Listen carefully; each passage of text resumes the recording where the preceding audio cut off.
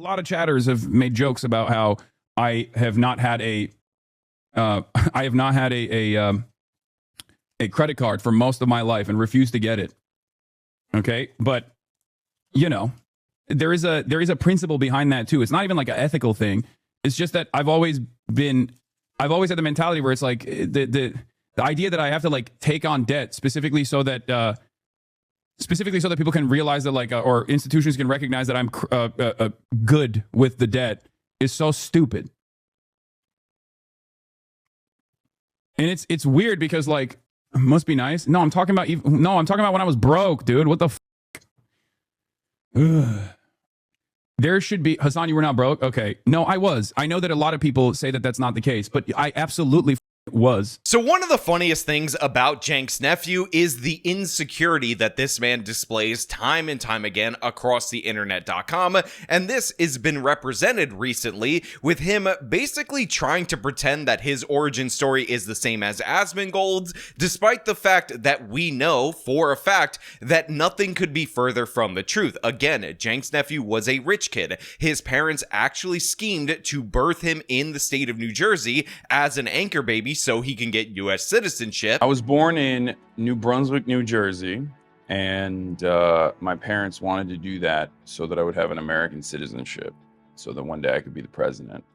That second part's not true, but I then immediately was shipped back off to Turkey. His father worked at a major financial institution in the nation of Turkey and was a multi-millionaire, somebody who was important in politics, and his mother was somebody who owned multiple properties in the United States of America and worked as a landlord, and by the way, was able to actually live off of the income that she generated from rent, while Cenk's nephew is claiming this period of time that his family was broke and went to university. So it's just absurd. It's ridiculous. It's insane, but we got to talk about the fact that this guy is so disconnected from how Americans that are actually struggling experience those struggles that even his explanation for what he used to do when he was broke, wink wink, is absolutely ridiculous and absurd, and only goes to demonstrate how far removed from ever being broke this man has been throughout his entire life. But before we get into that, I want to thank everybody who makes sure I don't go broke by supporting me over on actualjusticewarrior.com/join.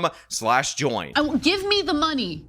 Give me the money. Okay. It's so crazy that this is, oh my God. I do not have a billionaire parent, you losers. Okay. Oh my Lord. It's so funny because all of this is straight up on camera. Okay. I know, but you still were not.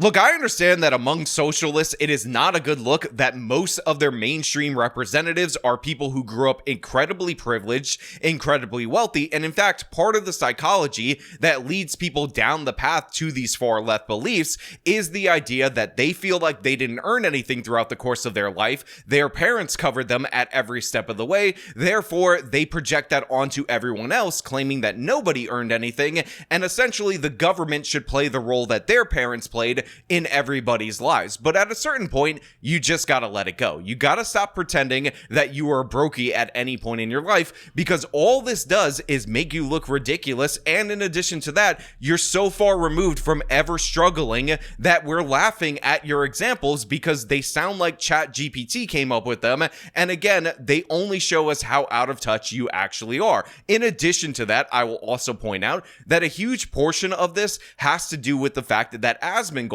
is the actual guy on Twitch that has now surpassed Cenk's nephew with this origin story. So we're going to hear from Cenk's nephew about how he never changed his lifestyle after he earned a lot of money. How'd your experience becoming rich differ, if you don't mind explaining? I mean, I am obsessed with doing the same that I've been doing. When I was making 60 grand a year, I was doing the exact same thing that I'm doing now. But in reality, that's not really true. This guy's been going on private jets, going to fancy concerts, again, doing Hollywood parties, all these different things that elite people do. And again, while he's at these various locations, he's bragging about how he makes more money than everybody that is present. Now, you compare and contrast that to Asmongold, who's from a non-wealthy part of the country, a non-wealthy family, who started streaming on Twitch while he was taking care of his sick mother, And even though he has enormous success, the guy still lives in his absolutely disgusting house. And by the way, this is something that Cenk's nephew has made fun of him for, because Cenk's nephew, the guy who bought a super fancy house, the guy who said his dream car was a $250,000 Porsche, again, just like when he was making 60K, not living up to the luxury lifestyle, makes fun of Asmongold for this. He calls him Roach Boy and all sorts of other things because he looks down on this person that, again, is actually what he wants to represent himself as. But Asmongold is a stunning reminder that Cenk's nephew has always been in a privileged position his entire life. I got money back from the American government my first year of employment. Okay. So again, this is exactly what I'm talking about when I describe Cenk's nephew as completely out of touch, because he says that a way that you know that he was broke was that in his first year of employment, he actually got money back from the IRS when he filed his taxes, which again is a stunning example that Cenk's nephew has no idea how the US government works, how withholding works, and again, how your income doesn't necessarily determine whether or not you're going to get money back at the end of the year when you file your taxes. Even at the point where I was on Twitch, I was making 60 grand a year. So Cenk's nephew says that he made $60,000 a year and he was able to get money back from the IRS. Now, to be clear, the reason Cenk's nephew was making $60,000 a year in Los Angeles was because his uncle gave him a job, handed him the start to his career in the industry, and was paying him $60K. And my dad was like, you have to go to like law school or get an MBA or something, right? And I was not really necessarily interested in that. So I was just like, yeah, sure. I'll study for law. I'll study for my LSATs in California, Los Angeles. At the time, you guys probably know this, but if you don't, my uncle has a YouTube channel called The Young Turks. It was like a 26-person shop. It was like a, tiny operation, not that big, not that media behemoth or anything.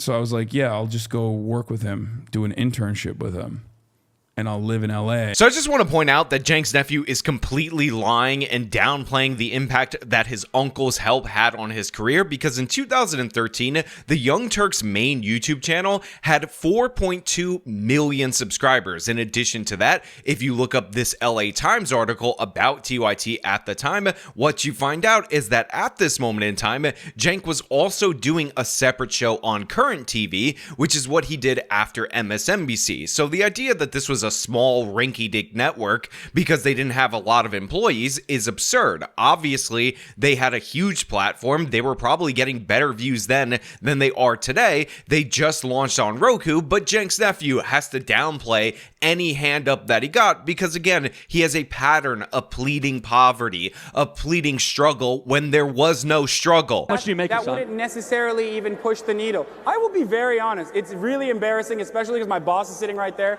I make $60,000 a year, okay? And that's a really good salary. And according to Cenk's nephew, because he was so broke, he ended up getting money back from the IRS. But again, that is not how this works. What happens is when you do withholding throughout the course of the year, sometimes the IRS takes more money from you than you actually end up owing when you file your taxes. And then when you do file your taxes, you get some of that money back. And by the way, this is true of people who, again, are W-2 workers that make significantly more than 60K. My wife, before we got married and she was filing her taxes individually, would always get money back, and she worked as a paralegal at a law firm. And yes, she made over 60K a year in New York State, in New York City, very high taxes over here. But guess what? Because she was doing withholding, she got money back. My first year on YouTube, where this was actually my job, I made about $21,000. And guess what? At the end of the year, when I filed my taxes,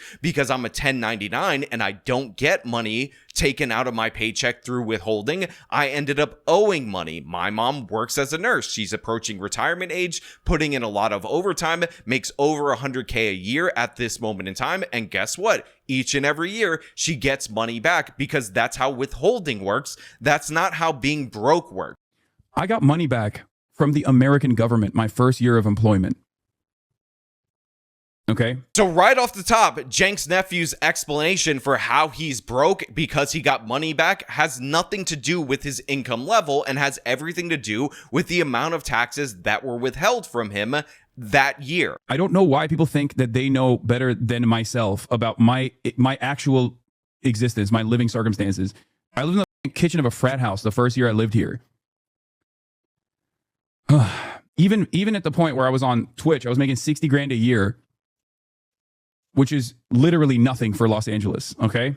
With 3 roommates. Now, he also says that he lived in the kitchen of a frat house with 3 other roommates, and again, this is presented as an example of being broke. And sure, he could not afford, maybe at that moment in time on his income alone, to have his own apartment, again, while working at the job that his uncle ended up giving to him because he is a Nepo baby, but that does not mean you're broke. In fact, again, if you're living with 4 roommates, that is a way to reduce the cost of your rent. So on $60K, splitting rent 4 ways, he was very likely living much better than the average person who has to live alone or lives with one other person on that same salary. He was probably better able to live in a more ideal part of Los Angeles due to the fact that he was splitting his rent 4 ways. Then he also says, look, I was actually buying on sale chicken at the grocery store, therefore I was totally broke. Yeah, there's like clips that you can find from back then. Just like getting this chicken out of the little containers. And unfortunately, a lot of people use like organic chicken and whatnot. I use whatever kind of chicken I can get because I'm not very wealthy. So that's part of the reason. This is like a very... No, but I'll have you know, I was actually lying. I was faking it.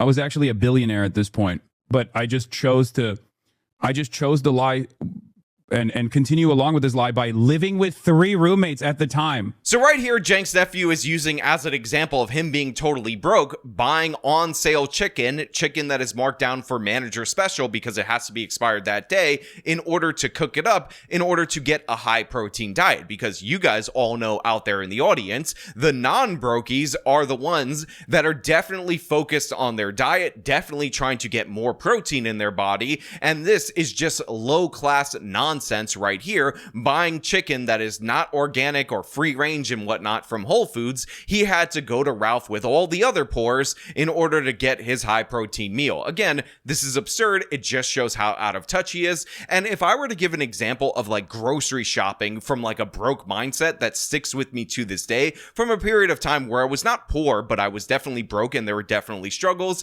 I would always point to cereal. Like I still to this very day will not pay more than $2.50 for a box of cereal. I refuse to buy it unless it's on sale. And the reason for that is because back in the day, I could not afford to pay $4 or $5 for a box of cereal and get my other groceries. So that mindset still sticks with me at this very moment. But again, even though I make way more money than I did back when I was making $20K a year, I still go grocery shopping pretty much the same. I still pick the same kind of meats because guess what? I like to cook and I would pick stuff that I enjoyed cooking that was affordable. And by the way, this is all proven out when you actually watch my food stamp video where I ended up cooking up a bunch of food on the food stamp budget. And also, I will point out, everybody who didn't watch my video on how to make a turkey, shame on you because I put a lot of effort into that in order to save you guys from bad Thanksgiving. So I'm disgusted by that. I just want you to know. But again, this is not an indication of somebody being in poverty. So the only thing that has changed is that like there has been a tremendous quality of life improvement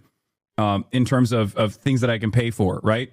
I no longer have to do the same calculations that I used to have to do, like, you know, paying for Uber and whether or not I will be able to actually pay for rent at the end of the month, right? Like those are the massive, I used to describe it as such, okay?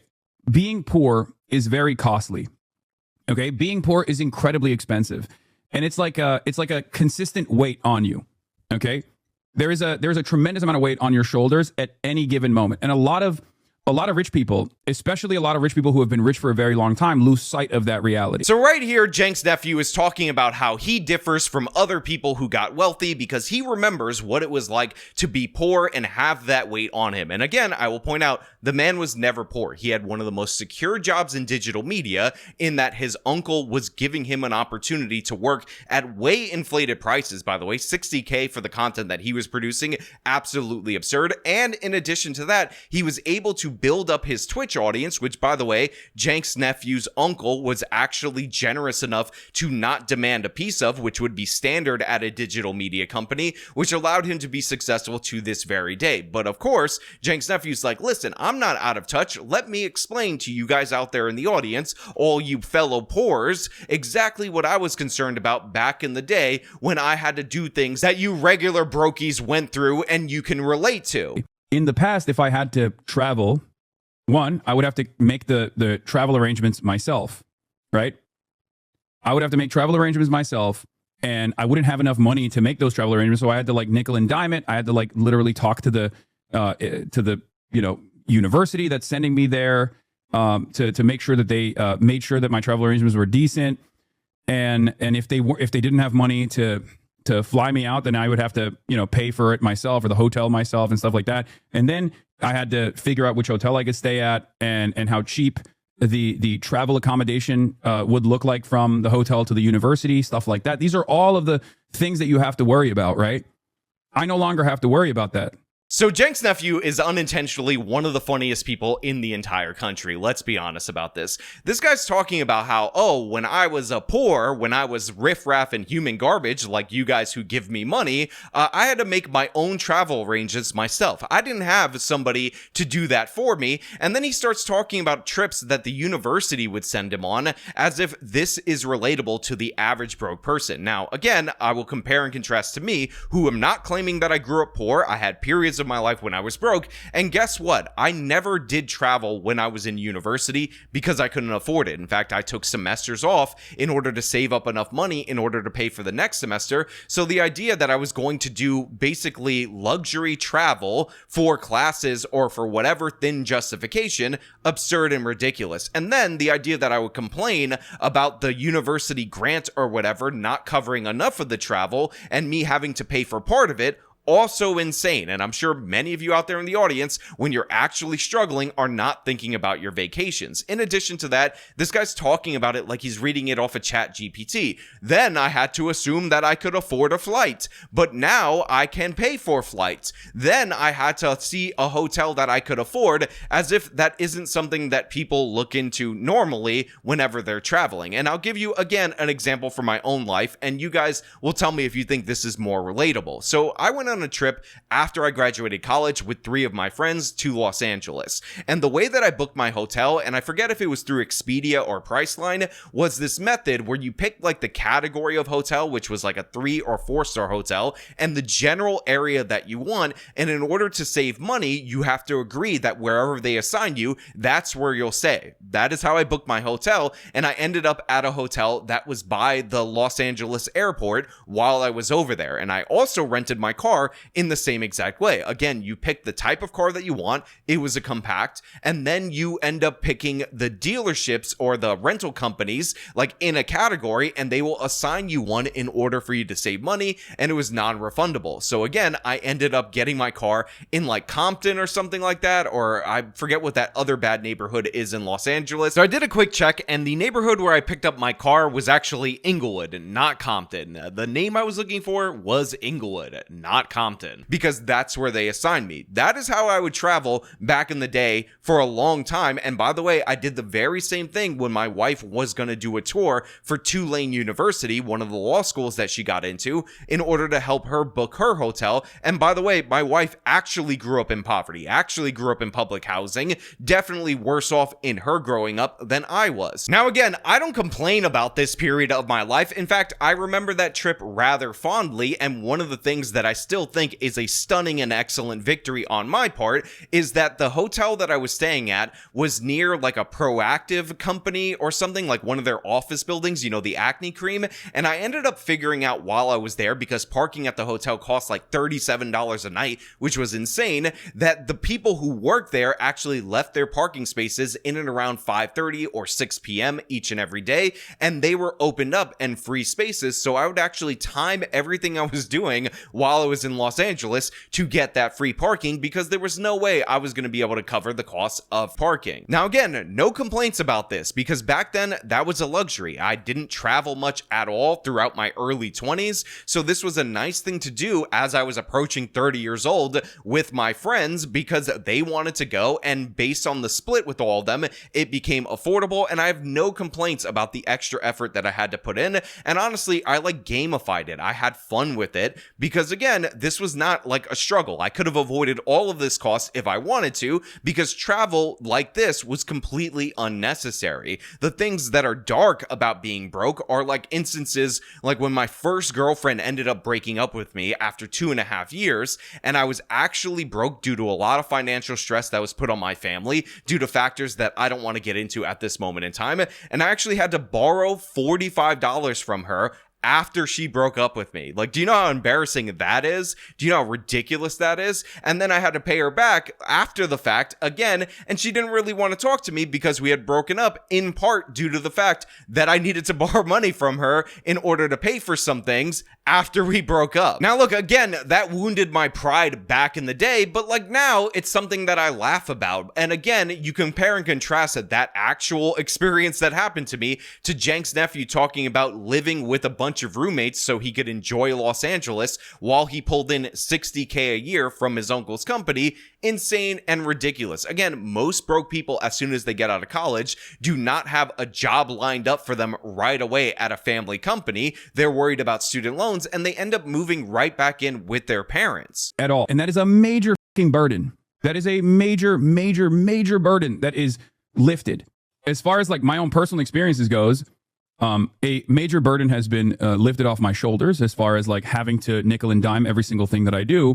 And also beyond that, I have people that I pay that can deal with this stuff. Again, booking your own travel to me is not something that is a great burden, even though I've improved my income dramatically. Again, I'm not a millionaire. I'm definitely still a thousandaire, but I'm definitely pretty well off, especially compared to where I was. And I still play the credit card game and use points and whatnot and deals through American Express in order to get the best travel accommodations at the lowest prices. But that is so you can feel luxury and you can share that luxury with people like my wife, who met me when I was flat broke, got me my first camera, got me my first laptop for editing, and started to make this whole thing happen. Like, that is the improvement, and that is the thing that I enjoy about making more money now. And I am still similar to what I did back in the day, but I obviously am knowing what hotel I'm going to stay in before I book it, and I'm not in situations where I have to desperately borrow money from people in order to cover ordinary expenses,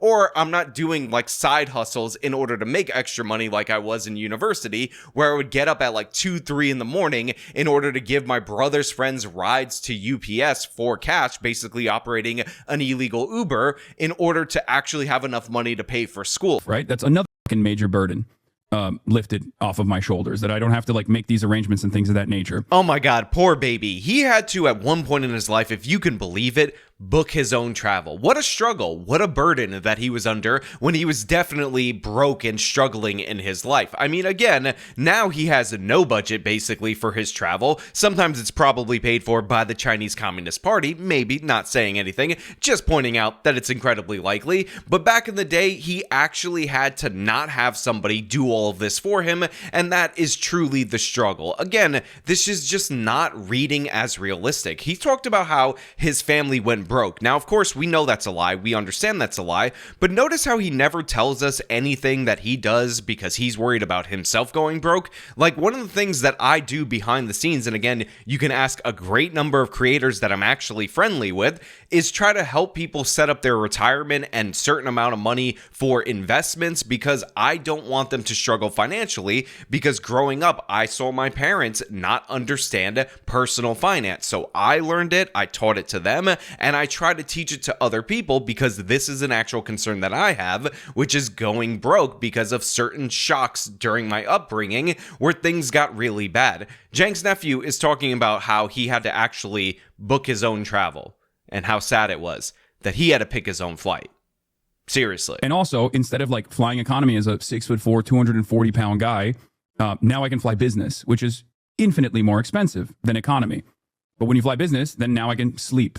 Again, Cenk's nephew just reads so incredibly false, and it's absolutely hilarious because the examples that he goes to for how it's like to be a brokey is that he had to book his own accommodations when, again, most people who are broke are not participating in luxury travel. Unless, of course, they're broke living off credit cards and they should be on the Caleb Hammer show where they're spending outrageous amounts of money that they don't have. But people actually trying to live within their means, these are not the concerns that they have, that they don't have the money to pay somebody to book their flight for them, or they don't have the Chinese Communist Party to book their flights and travel arrangements and clear them to do a propaganda tour across their country. But you know what? Those are just my thoughts. I want to know what you guys think about Cenk's nephew playing poor in front of his audience yet again, despite the fact that it's so hollow and so false, down in the comments below. As per usual, if you like this video, show them by leaving a like, subscribe for more content, follow me on the social medias, support me via the support links in the description of this video. This has been me talking about the craziness of Cenk's nephew trying to play poverty.